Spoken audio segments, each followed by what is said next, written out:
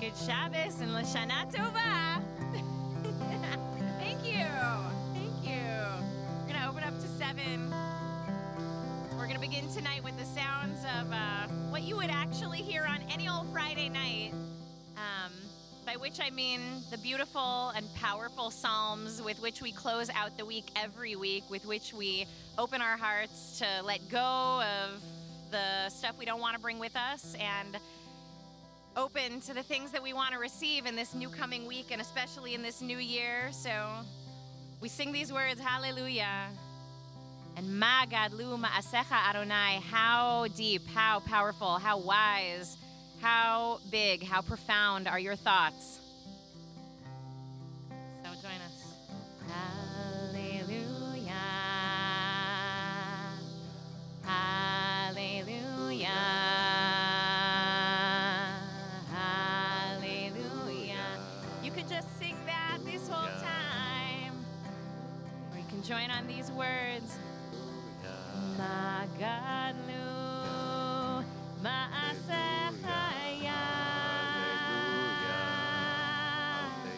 me'od amku machshevotecha. Ma gadlu.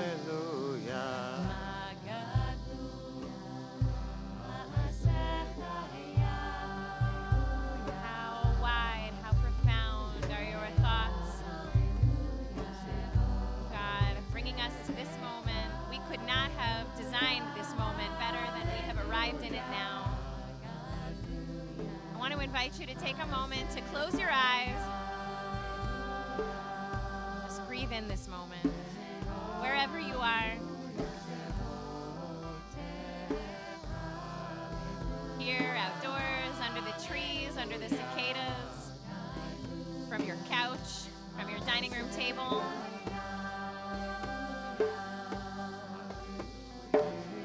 What is something that has brought you to this moment this year that you could not have designed yourself, but you are blessed by, that happened without your designing, but by grace? Say thank you for it and hallelujah.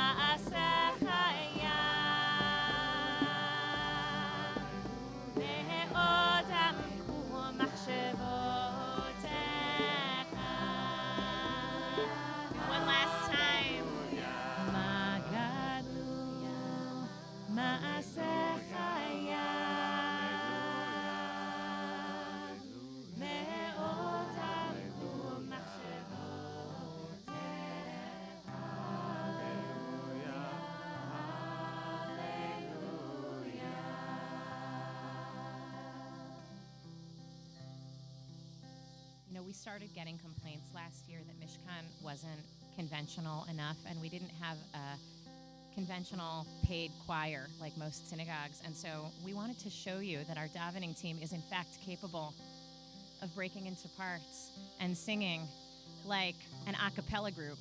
We wanted you to know that about us, that we can flex and stretch in so many different ways. And so as we go into the end of Psalm 92 and we close out Kabbalat Shabbat on this night, let this be an inspiration for all of us to know that we can flex and stretch in so many different ways.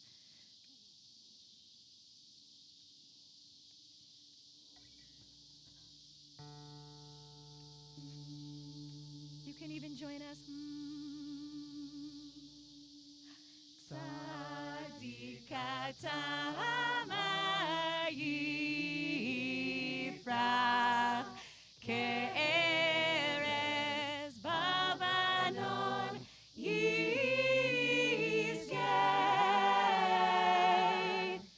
shetuli bebeit Adonai bechazrot Eloheinu yafrichu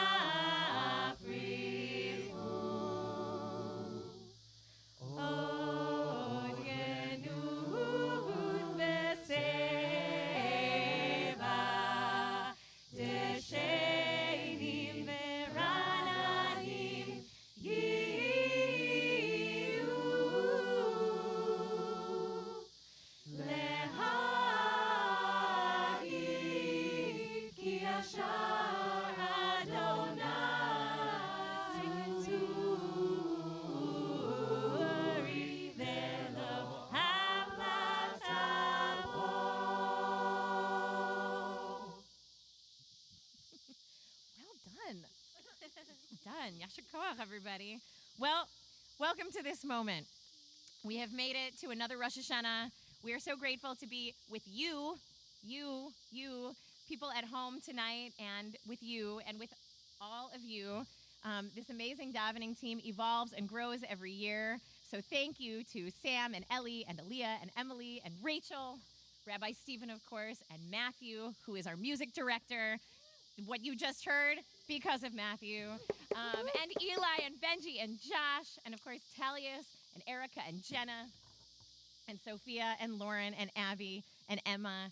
And we've been getting together all summer preparing for this moment, and it always just feels good to arrive, honestly, in it. It also feels just like the culmination of a lot of dreaming and anticipating and planning and organizing and imagining into the year to come. You know, a lot of potential.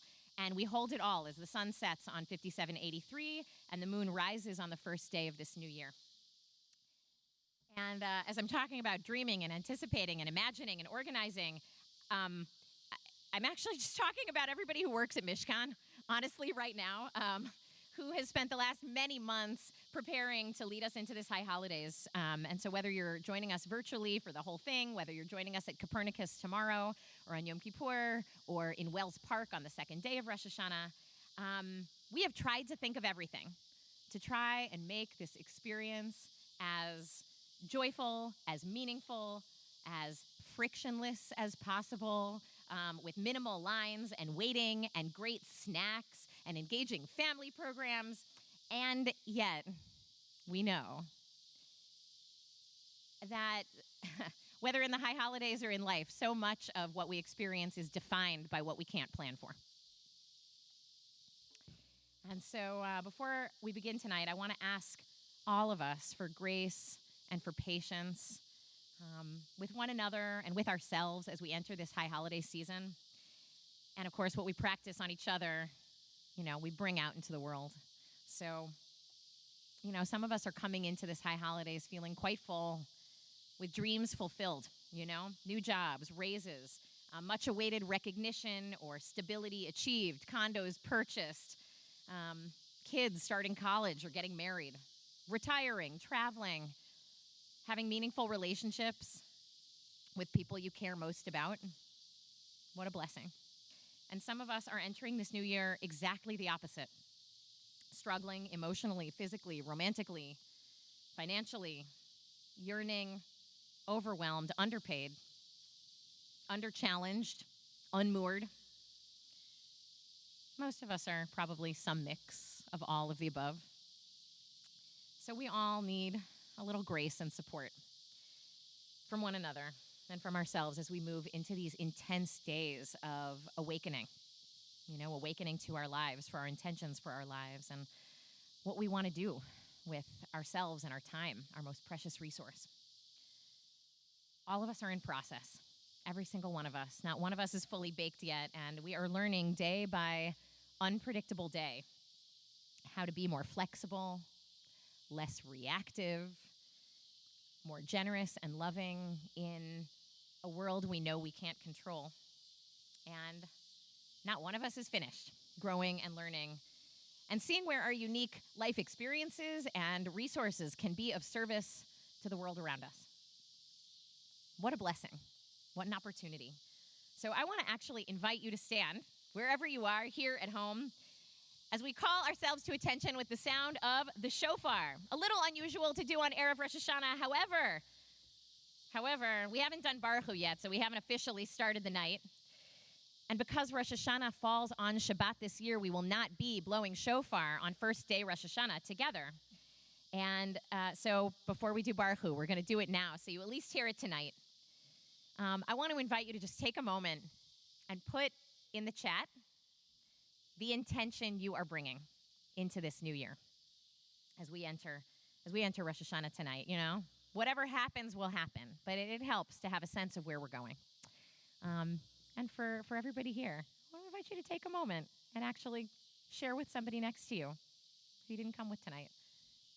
What are you hoping from this high holiday season for yourself? Truly.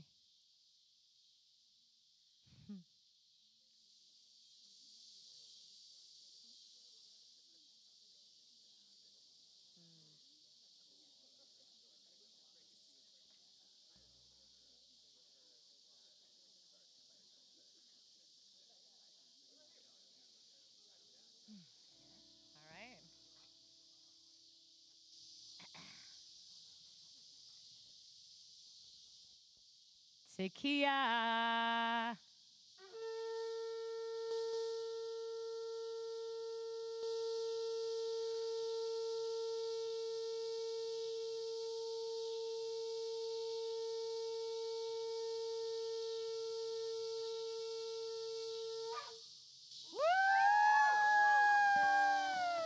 Shehechianu for this moment. Nivarech et mayan chayenu chei ha'olamim shehechianu v'kiyamanu v'hegianu lazman hazeh lazman hazeh.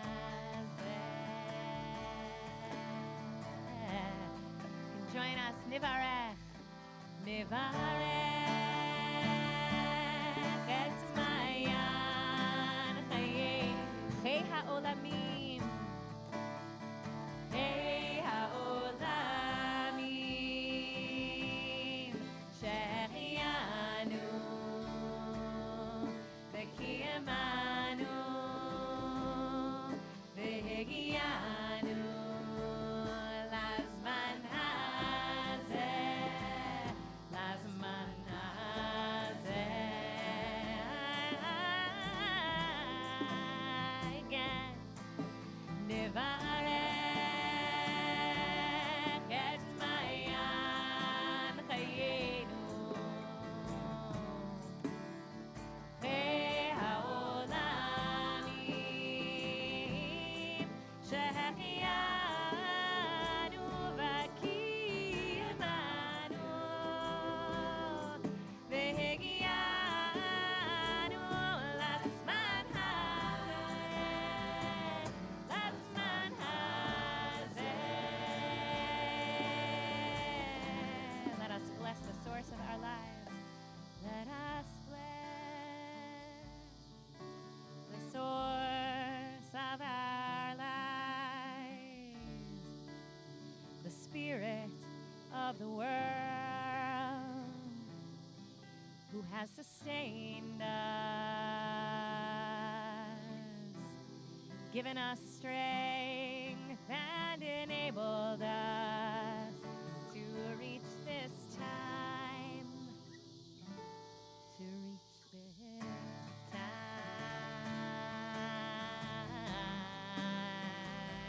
Nivarech, Nivarech et mayan chayenu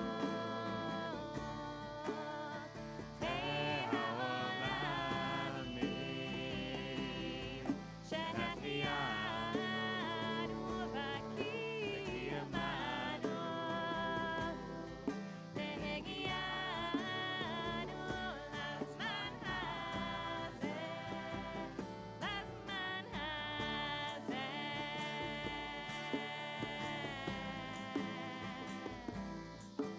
Nivarech et mayan chayenu.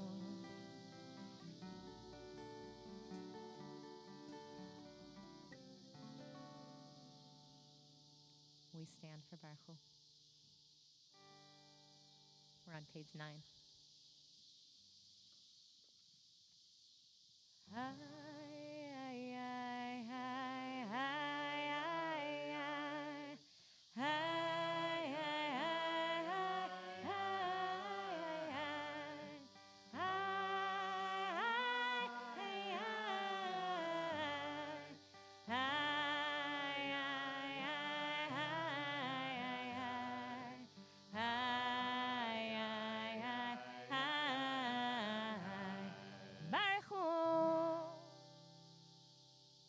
et Adonai hamivorach, Baruch Adonai hamivorach, le'olam va'ed.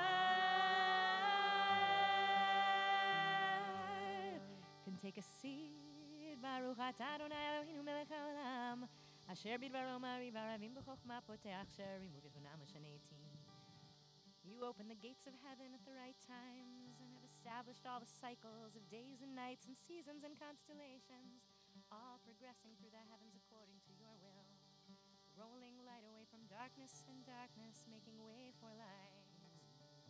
Umavir yom, maybe Laila, umavdil ben yom uben Laila, Adonai tzvaot shemo, el chai v'kayam, תמיד ימלוך עלינו לעולם ועד.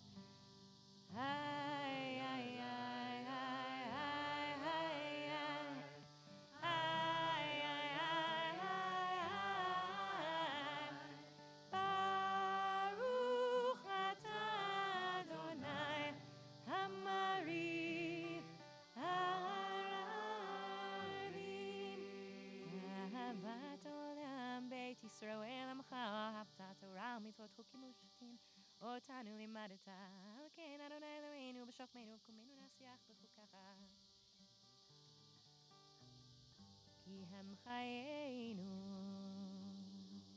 באורך ימינו ובהם נגה יומם ולילה ואהבתך אל תסיר ממנו לעולמים. היי, היי, היי, היי, היי, היי, היי,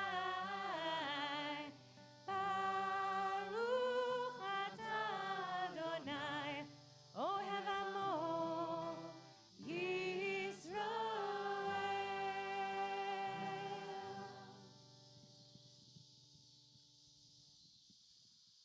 So while so much is different during the high holidays, we do have these moments, these touch points that we come back to over and over again. And the Shema, which we're going to say together in just a moment, is one such touch point. It's because the Shema hits on a fundamental truth, which is that we are all, each one of us, interconnected to one another. These words are being said alongside us and with us by Jews around the world. Around the world, this very moment. They have been said every day, for every year, for millennia, by Jews as well. But it's also a statement of unity that includes folks who have ever loved a Jew or called a Jewish person family, or has ever just called themselves human. Right? It encompasses the entire human family. And so as we cover our eyes, as we take a deep intentional breath for each word of the Shema, I want you to imagine a moment, yourself and your loved ones connected to you. It could be family, friends, a partner. But then extend beyond that, your neighbors, coworkers, colleagues, classmates. Beyond that to maybe the barista who serves you coffee in the morning, or your bus driver, somebody you just passed on the street. Beyond that to people in the city, in this country, in the world, every single human being in existence at this moment, all of us interconnected. A brilliant constellation of individuals that make up this map of humanity. And while this might cause us to say, I am so small, I am so insignificant within this interconnected web, like a constellation, it would be incomplete without any one of those points. And so I want you to feel that embrace, that deep significance, to know that your point in that constellation is brilliant and shining and important and loved and essential. We're on page 11.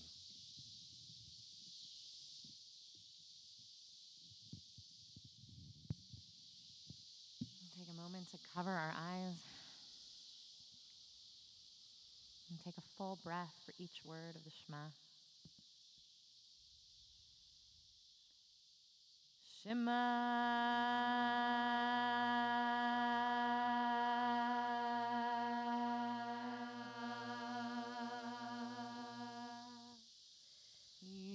Israel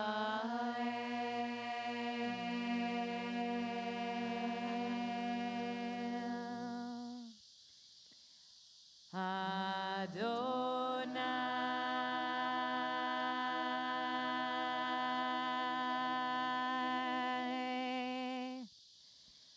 Eloheinu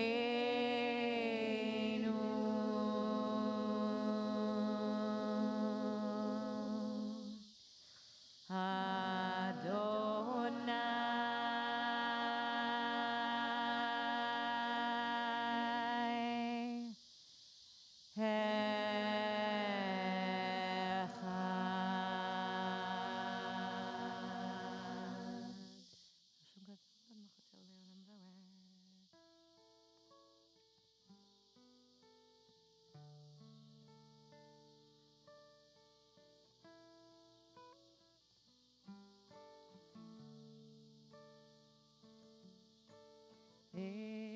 ואהבת את אדוני אלוהיך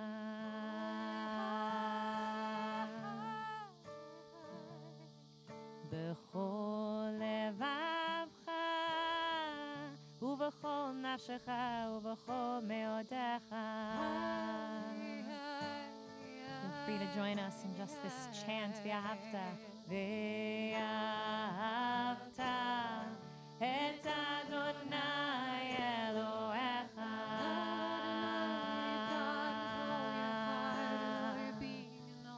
B'chol levavcha u'b'chol nafshecha u'b'chol meodecha. Fix these words which I command you today.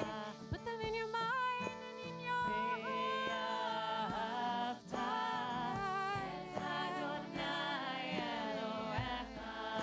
Teach them to your children at times and places. Speak with them when you בכל לבבך ובכל נפשך ובכל מאודיך. when you lie down and when you rise up. ואהבת את אדוני אלוהיך. Tie them to your hand as a reminder and also between your eyes and in your בכל לבבך ובכל נפשך ובכל מאודיך. Write them on the doorposts of your house and write them on your gate. ואהבת את אדוני אלוהיך.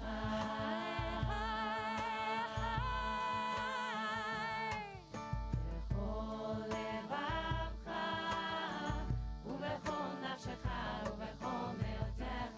Love Adonai your God with all your heart, with all your heart. את אדוני אלוהיך.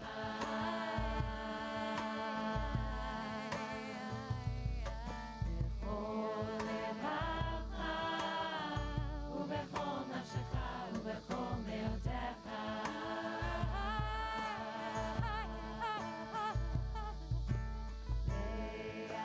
ואהבת את אדוני אלוהיך. בכל לבבך ובכל נפשך ובכל מאודיך.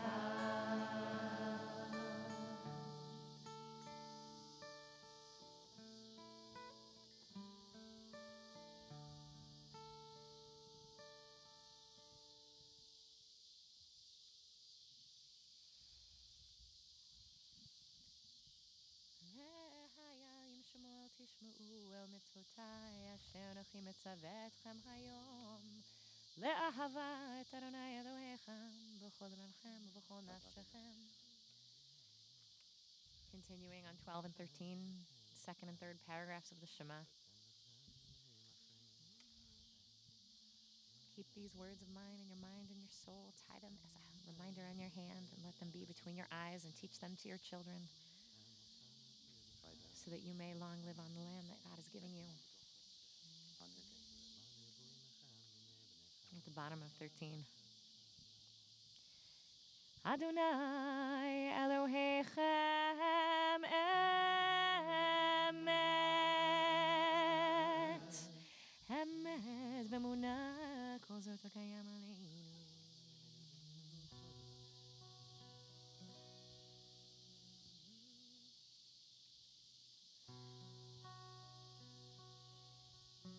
Every time we get to Mi Chamocha, it's a reminder that we've all come through something hard to be here.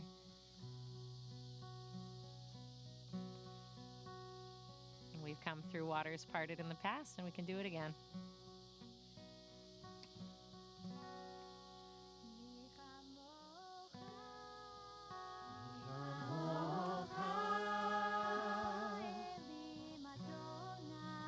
Ba'elim Adonai,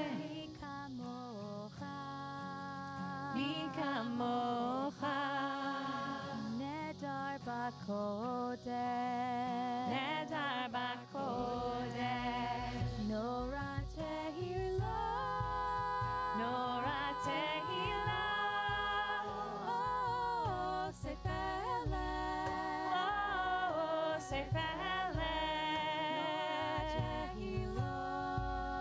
nora tehila, oh sefele, oh sefele, malechutecha, ra'u vanecha, okeyaya, lifnei Moshe u'Miriam, Ze'eli, anu ve'yameru, Adonai imlo, le'olam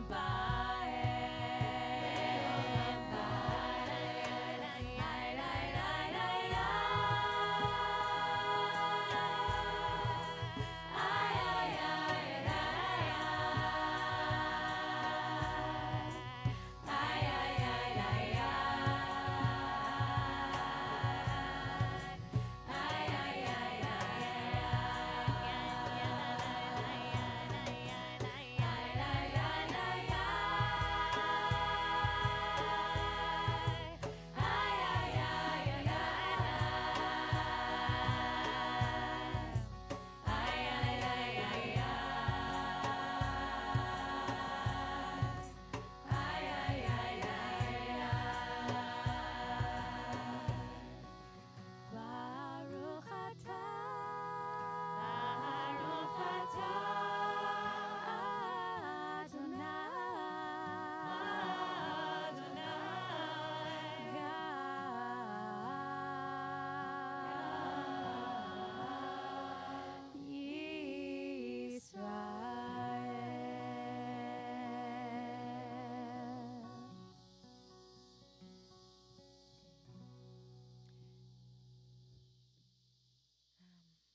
We're now going to turn our attention.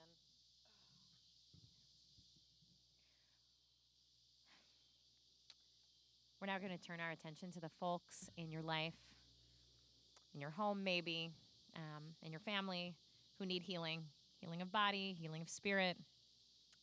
And often when we pray for healing, I feel like it's actually, for many people, the only moment in the entire service, whether it's an hour-long service or a 2-hour-long service or a 4-hour-long service, but it's like the only moment when we're actually really praying. And I think usually it's because, it's so real. Like, there's a real person you're really thinking about, and you really care about them, and you really hope that they heal. And we do all that we can do, It's the one thing you can do in that moment is offer words, offer an intention, offer a prayer on their behalf. And we know we can do more than that too, and we should. And after services, we can call them and text them and bring them soup. But even as we're in services, I want to offer one more thing. So the tune that we're going to use for this is a tune that we learned from Rabbi Micah Shapiro, who we brought in a few different times to do music with the community, to lead on Friday nights and to run music jams for us. And he taught us this tune. And as he was teaching the whole room, which included many members of the davening team and the community. I looked down and I was looking at something, and then I look up and I see the entire davening team doing the electric slide. Like, maybe not the whole thing with all the steps, but like the important part, you know? And I had this moment of thinking, oh, how irreverent, like in a bad way. Like, we can't do that. We can't dance while we're praying for healing. And then I listened to myself and I thought, first of all, Rabbi Lizzie, when do you ever say can't, you know, when it has to do with being creative in Jewish prayer and bringing dancing to Jewish prayer? But more than that, you actually look at the words of the prayer. Ushmor tzeitenu uvoenu lechayim u'leshalom. May you guard our goings and our comings for life and for peace. We're not just asking for recovery or protection. We're asking for movement. We are praying for assistance, being mobile, going and coming, for life and for peace, for now and for always. We're asking for the ability for the people we're praying for to do exactly that, to dance, to feel like, even if it's not about dancing exactly, being a little more able to get up, to go and to come, to do what they want to do, to be who they want to be in the world. Spread over us the shelter of your peace wherever we go, however we move. May we move with a greater sense of peace and with ease. So I now want to invite you to stand if there's somebody who you are thinking about, whose name you want to say, for whom you want to send out a prayer, you know, whether it's to put their name in the chat as we turn our healing energies toward all the people in our lives who need a prayer and who we want to just ask for greater ease in everything they do. And if you feel moved to do the electric slide as we sing, nobody's going to stop you. Is there anybody you want to be praying for tonight?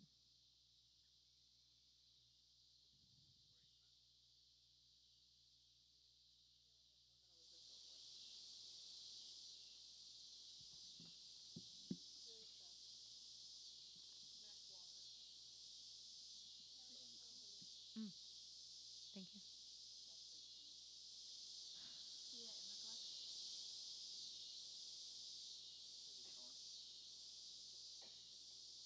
Aiden Shalom ben Avram Avinu Vasari Imenu.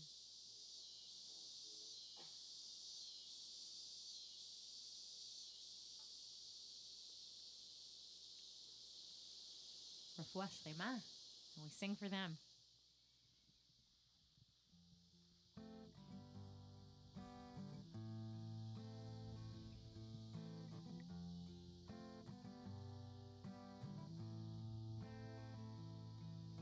Shmor tzeitenu uvoenu.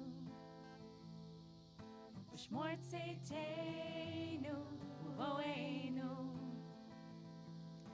Shmor tzeitenu uvoenu. Shmor tzeitenu uvoenu. L'chaim u'leshalom. Me'ata ve'ad olam. Ufros Aleinu sukkah. Shlomecha. L'chaim u'leshalom. Me'ata ve'ad olam. Ufros Aleinu sukkah. Shlomecha. U'shmor tzeitenu uvoenu. U'shmor tzeitenu uvoenu. U'shmor tzeitenu uvoenu. U'shmor tzeitenu uvoenu. L'chaim u'leshalom. Me'ata ve'ad olam. Ufros Aleinu sukkah. Shlomecha. L'chaim u'leshalom. Me'ata ve'ad olam. Ufros Aleinu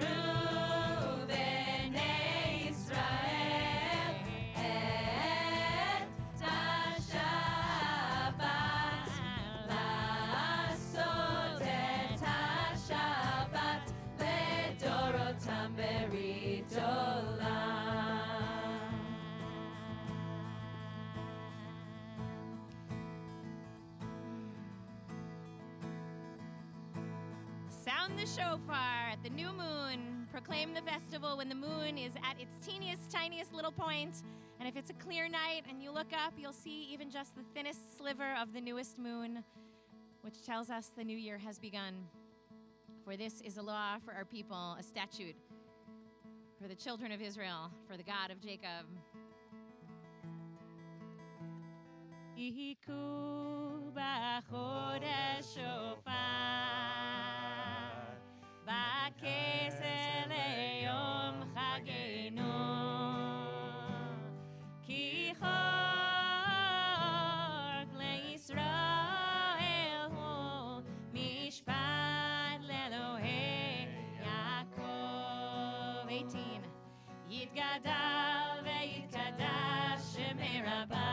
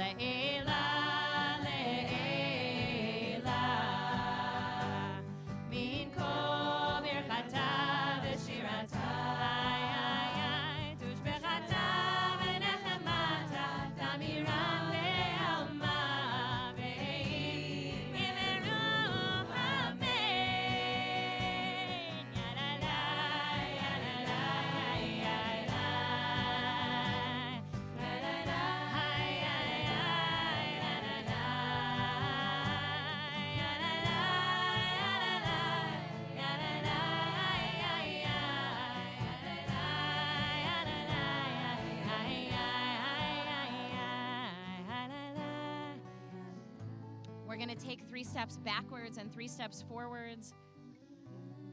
We're going to go into our first personal quiet Amidah of the high holidays.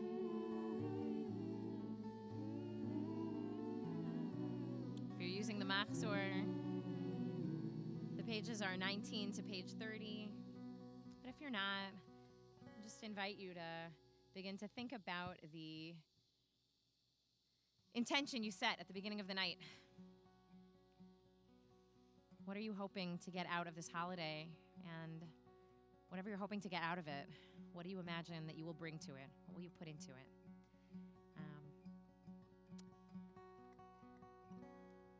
We take 3 steps backwards and 3 forwards, face east, and we'll come back in a few moments.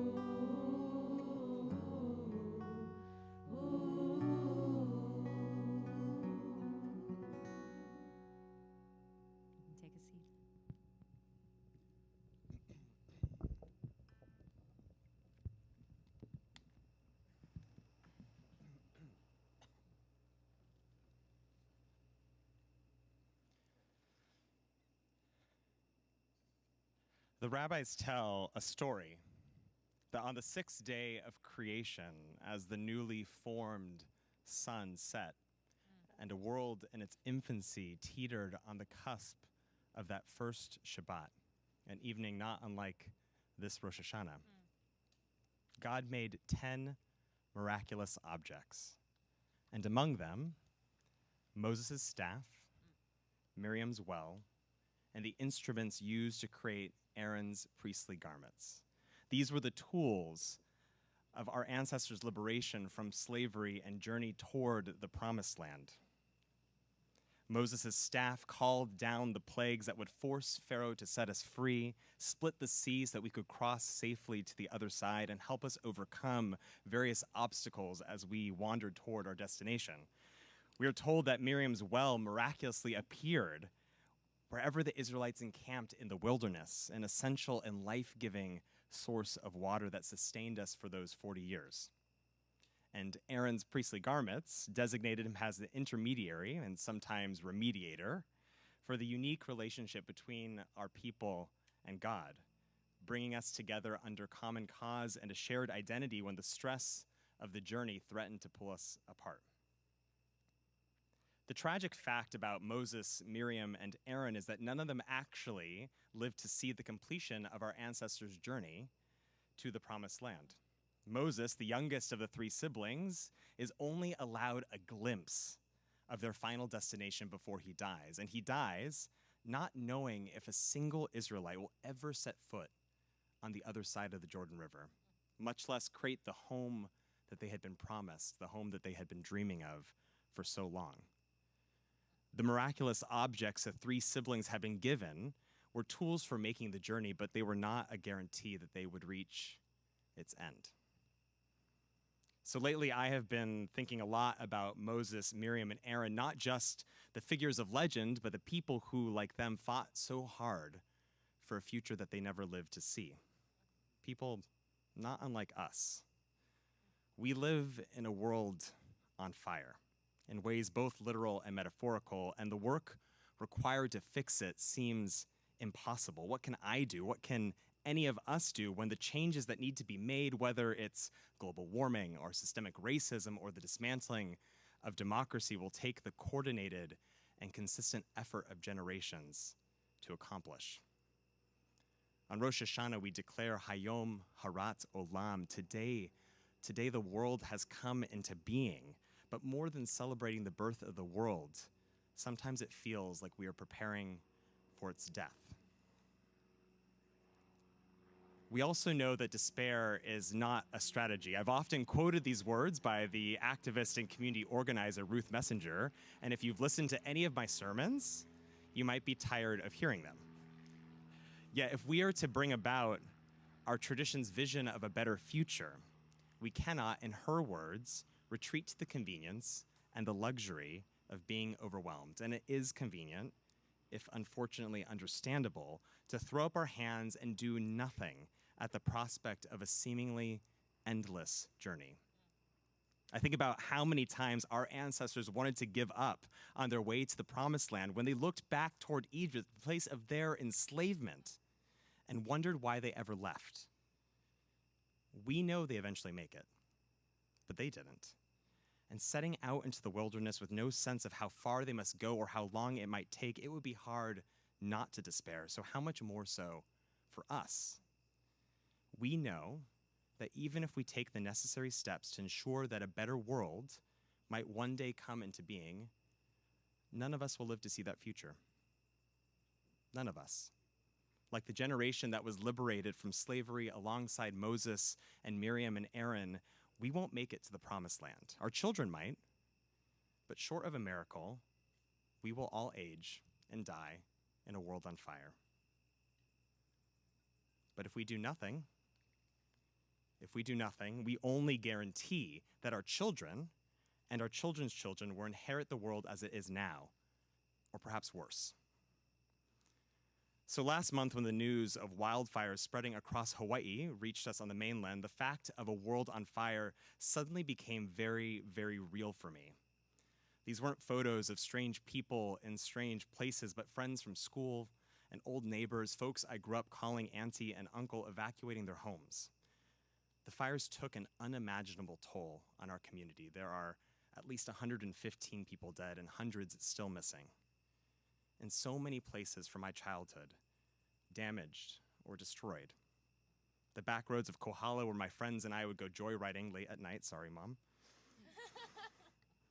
The banyan tree in Lahaina, where my mom and I would shave ice. The forest near my uncle's house in Kihei. My Uncle Bill doesn't live in that house anymore. He died shortly after I left for college, but that house was so much more than just a home. Before I came out to my friends and family, Uncle Bill was the very first person that I confided in, and that little shack by the beach that he shared with my Uncle Mike was one of the few places where I felt like I wasn't alone.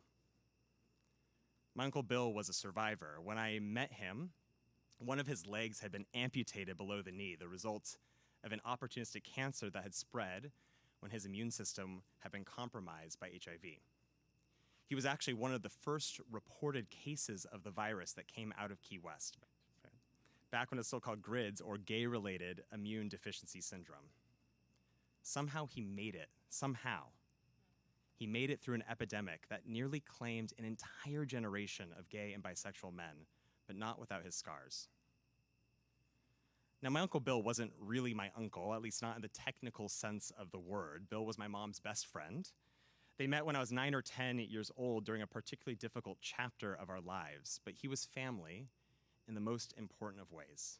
He was a caring companion, a trusted source of advice, a person who insisted that we find the beauty in every moment, with a kind of gratitude that comes from that hard-earned and deeply personal understanding that each day we are alive is an unexpected blessing, not a guarantee. At the beach, people would stare at him as he popped off his prosthetic leg and leaned on one of us to hobble into the water, but where some might feel self-conscious or ashamed, Uncle Bill only found joy. The sun and the sea and the salt air, all words and a wordless prayer, a still small voice reminding us of the simple and profound fact that he was here and us with him. So this year actually marks 40 years since virologists at the Institut Pasteur isolated HIV, proposing that this virus might be the cause of a new deadly condition devastating gay men and other minority communities. This discovery was the genesis of further research that allowed the medical community to better understand the virus, enabling them to test for HIV, monitor its progression, develop treatments. In 1987, the year that I was born, the first medication to combat the virus was made widely available.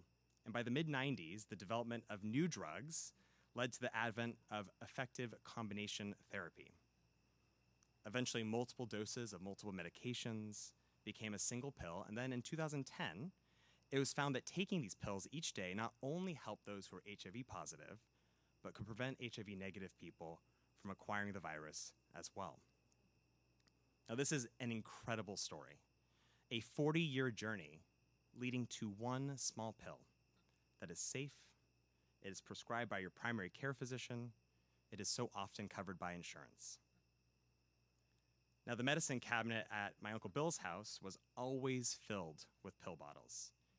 HIV has a really unfortunate way of adapting to treatment, especially when medications were prescribed one at a time, as they were in the early years of the epidemic. Sometimes he had no choice but to try experimental medication that wasn't covered by his health insurance, or take a combination of pills with debilitating side effects.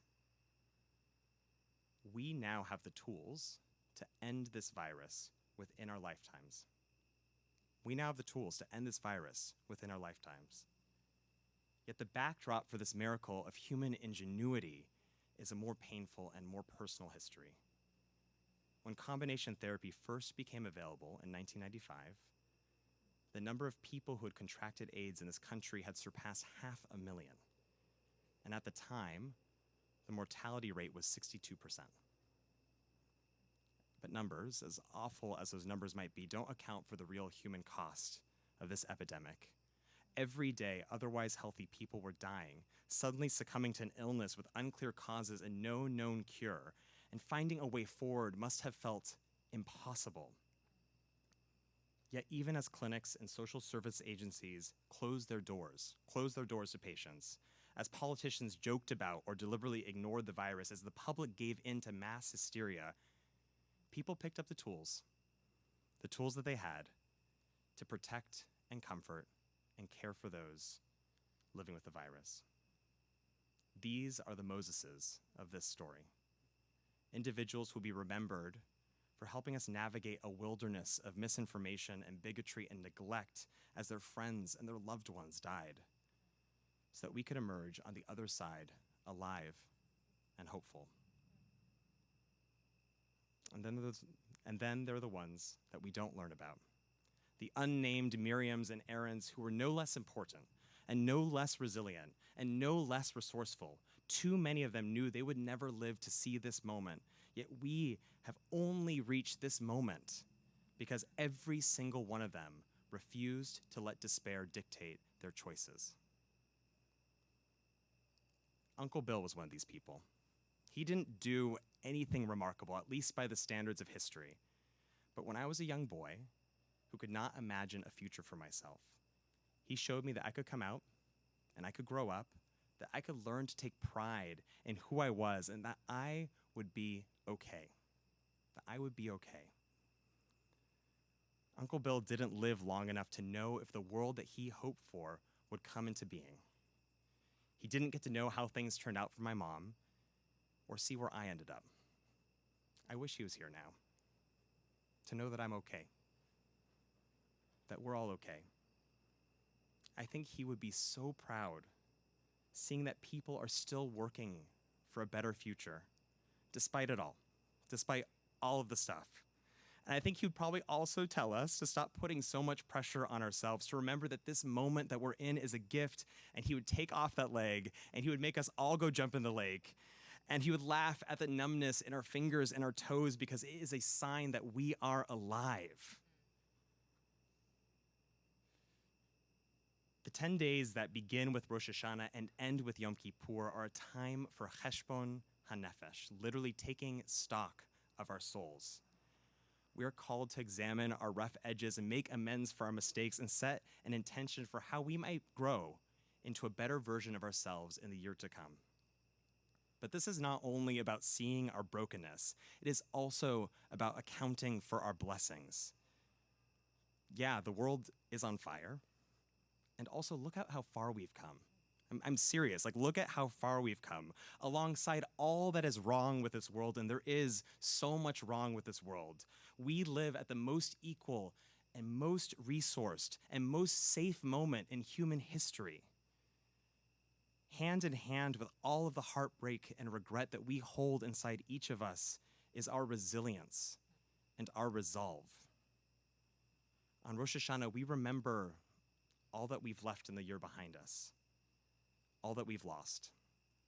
And we also recognize the incredible possibility that comes from being alive here and now. Both can be true, because both are true. Now, the reason that we are able to turn away from despair and refuse that convenience of being overwhelmed is found in the journeys that we collectively have taken to reach this moment. All of those wildernesses that we have come through, that we owe to the Moseses and Miriams and Aarons who came before us.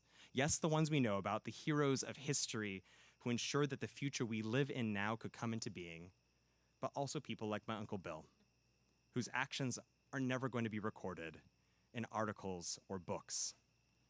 Their decision to persevere, the kindness they offered, and the hope that they held on to is no less vital, is no less important. Now, it's not easy. The Torah tells us that there are times when Moses wanted to cast aside his staff and abrogate his position of leadership. From the very beginning, he doubts his ability to lead. And it is only through some very strong divine encouragement and the support of those close to him that Moses even picks up the staff in the first place. The rabbis teach that the miraculous well that followed the Israelites through the desert only showed up on Miriam's merit. Yet she was not always a paragon of virtue, and how could she be? She was human. But when Miriam gives in to ignorance and hate, her brothers help her do teshuvah, repairing the damage she has done and rediscovering her best qualities. And when Aaron loses his sons Nadav and Avihu too young and too soon, when his grief makes him unable to find the words, the entire community gathers around him to mourn. Our tradition tells us that although we are obligated, each and every one of us is obligated in the work of making this world a better place, none of us are solely responsible. The success of our journey is not dependent on any single person, and thank God for that. Like Moses and Miriam and Aaron, each of us has a particular task, something that we are uniquely gifted to do. I truly believe that if you are alive right now, it is because there is an ability, a talent, an insight that only you can offer, and it was so needed. It was so needed by the universe that it conspired you into being right now, right here. And just like those three siblings, in a moment of doubt or in the aftermath of mistake or in the shadow of loss, we can and we absolutely must turn to each other. Being there to care for and support one another is just as crucial as the work itself. We will probably not get to see the world that we are fighting for, but we can use the time that we have to ensure that it may still come into being. Perhaps you'll do something remembered by history books, and perhaps you'll do something only remembered by a few people, but no less important. The lesson is that what we do matters, often in ways that will only become clear from the vantage point of a distant future. Hayom Harat Olam, today we decide what worlds may one day be born. We are the next Moseses and Miriams and Aarons. We are the next Uncle Bills.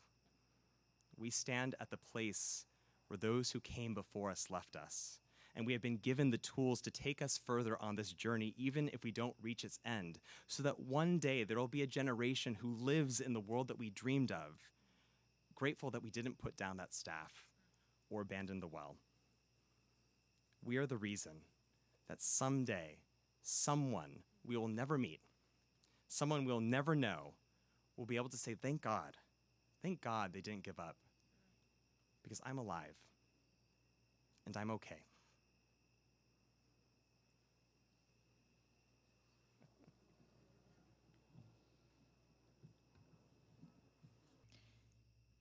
If not now, tell me when.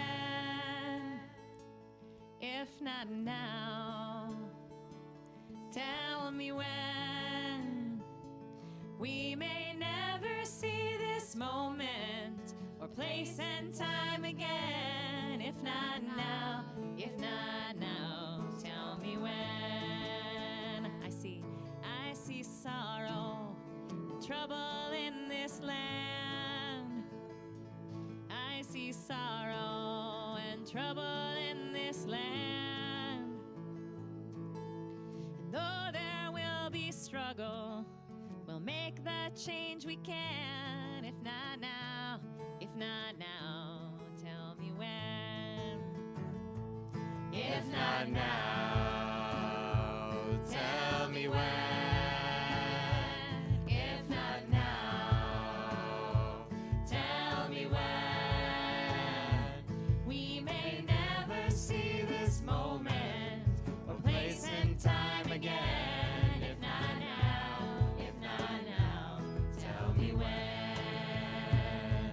I may never see the promised land. I may never see the promised land. And yet we'll take the journey and walk it hand in hand. If not now, tell me when. If not now, tell me when. If not now, tell me when. We may never see this moment or place and time again. If not now,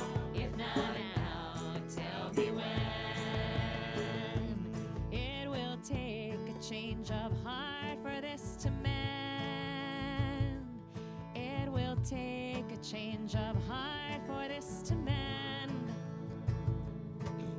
But miracles do happen every shining now and then. If not now, tell me when. If not now, join us. Tell me when. If not now, tell me when. We may never see this moment or place and time again. If not now, tell me when. But miracles do happen every shining now and then. If not now, tell me when.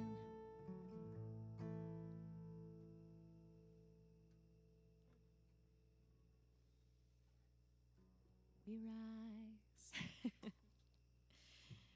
and turn to 78 or 77.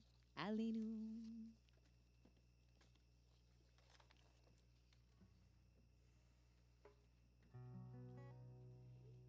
Aleinu לשבח לאדון הכל, לתת גדולה ליוצר בראשית, שלא עשנו כגי הארצות, ולא שמנו כמשפחות האדמה, שלא שם חלקנו כהם, וגורלנו ככל המונם.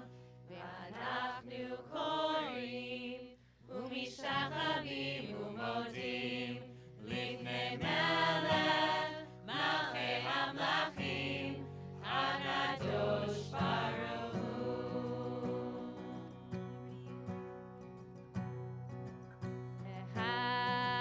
והשב אותה, והשב אותה אל לבביך, אל לבביך, כי אדוני, כי אדוני הוא האלוהים, הוא האלוהים. והשב אותה, והשב אותה אל לבביך, אל לבביך, כי הוויה, כי האלוהים, כי האלוהים. והשב אותה, והשב אותה אל לבביך, אל לבביך, כי הוויה, כי הוויה, כי האלוהים, כי האלוהים. ונאמר, והיה אדוני למלך על כל הארץ, ביום ההוא, ביום ההוא, יהיה אדוני אחד, ושמו, ושמו, ושמו אחד.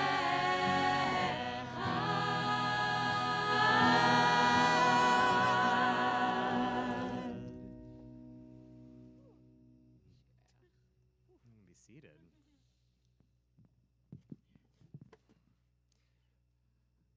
So, in our first few moments of this new year, we pause to think about those who are not here with us, who won't be able to share this coming year with us. This could be somebody who died this past year, or somebody who's been gone for a while, but you wish was here to spend this time with you now. This year, our community buried cousins, aunts and uncles, lovers, partners, spouses, children, friends, grandparents. Some were unexpected, and some we knew were coming. All of them hard in their own way. We hope that their memories will be for a blessing in this coming year, meaning that we hope that their lives and their better qualities, the things they found joy in, the parts of us they found joy in, will inspire us to truly take 5784, hold on to it tightly, to live it fully. So if you want to take a moment and share the name of somebody you're thinking of with those who are with you, or type it in the chat. Just pause for a minute to do that. Is there anybody here who's remembering somebody tonight and would like to share their name aloud? Anybody?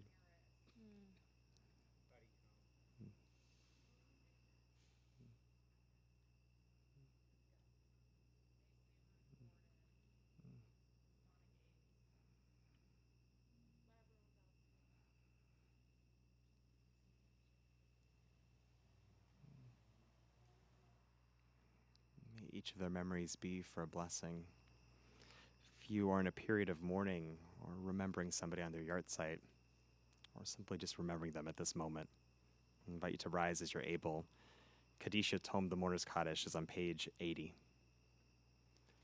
Yitzgadal, V'yitkadash, Shemei Rabbah, Be'alma, Divra, Chirute, Ve'amlich Malchute, Bechayachon, Uvyomechon, Uvchaye Zachol Beit Yisrael, Ba'agala, Uvizman, Kari, V'imru, Amen. Yehe Shmei Rabbah, Mevarach, Le'olam, Umei Almaya. Yitbarach, V'ishtabach, V'ipa'ar, V'yitroman, V'yitnaseh, V'yithadar, V'yit'aleh, V'yithalal, Shemei Dekudasha, Brichu.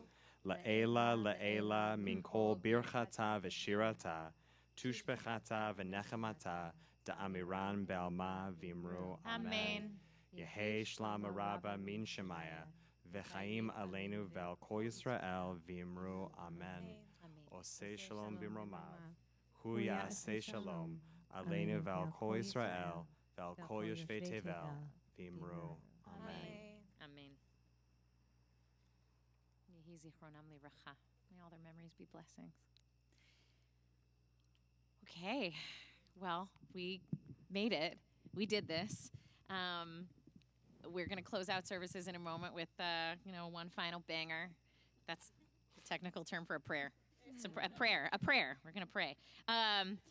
We're so excited to road test our new venue with you tomorrow at the Copernicus Center. For those of you who are coming to the family service, that starts at 9:15. And there will be shofar blowing actually at the family service. It's, for educational purposes. But as I said earlier, at the main service, which starts at 10:30, you'll have to just enjoy all the rest of the parts of the service, which are abundant. And then hopefully you'll come to Wells Park on second day Rosh Hashanah, and we'll blast shofar all together and do tashlich on Montrose Bridge. If you want to come a little bit early before the main service tomorrow, there's a coffee bar and schmoozing starting around 9:45. The rain plan, by the way, for day 2, I feel like it's important to say this, is that we're just going to cancel. That's the rain plan. But if the sun comes out halfway through the day, we'll still meet on the bridge and do tashlich. So stay tuned. Let's stand one last time and close ourselves out with one last song. Set an intention for this prayer. God, Hashem, HaMelech HaGadol, HaKadosh, Ha'el HaNorah, El Elyon, God, higher power, the universe, the one who holds us in breath and in life every moment. Inscribe us for a good year. Inscribe us for health and for love, for moments of quiet heroism, for courage, and if we won't necessarily see the fruits of our efforts, for staying the course anyway. May you give us the strength and patience and kindness for the journey, God. May we take care of each other. May we take care of ourselves. May other people care for us. May we remember that we are okay. B'sefer Chaim, bracha v'shalom, u'parnasa tova, nizacher v'nikatev lefanecha.